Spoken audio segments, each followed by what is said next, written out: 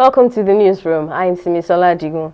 The Christian Association of Nigeria has faulted the federal government's directive that all gatherings must not exceed 50% capacity. Spokesman for the association's president, Bayo Oladeji, said it was curious that such directives were always issued during this time of the year. The Presidential Steering Committee on COVID-19 on Thursday said indoor religious gatherings should be limited to 50% with full compliance to public health measures. The committee, however, added that it might be forced to introduce more restrictions should there be more increase in cases.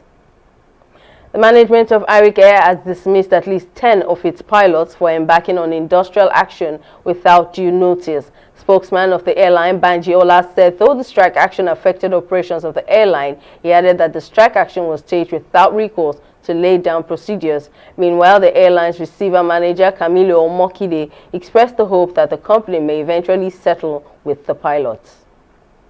The Lagos state government says it will investigate all those responsible for the recent invasion of Magodo Phase 2 estate with a view to prosecuting any person found culpable. In a statement on Thursday, the state Attorney General and Commissioner for Justice, Moyosori Onigbanjo, said the government was concerned that the landowners under the Shangisha Landlord Association, led by one chief Adebayo Adeiga, misled the Nigeria police in an attempt to execute a judgment of the Supreme Court.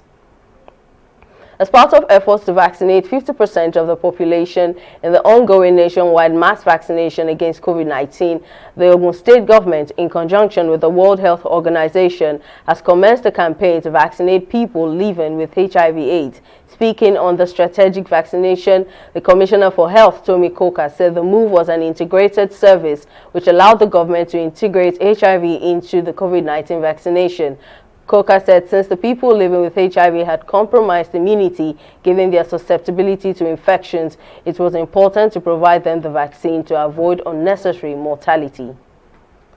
The International Monetary Fund said on Thursday that it will extend its flexible access to emergency funding for an additional 18 months to help nations severely impacted by the COVID-19 pandemic. The board also agreed that all other access limits, which had been temporarily increased, will be reduced to their pre-pandemic levels beginning from January 1st, 2022 as scheduled. It also stressed that the decision ensures continued access by member countries to the IMF's emergency financing should urgent balance of payment issues arise.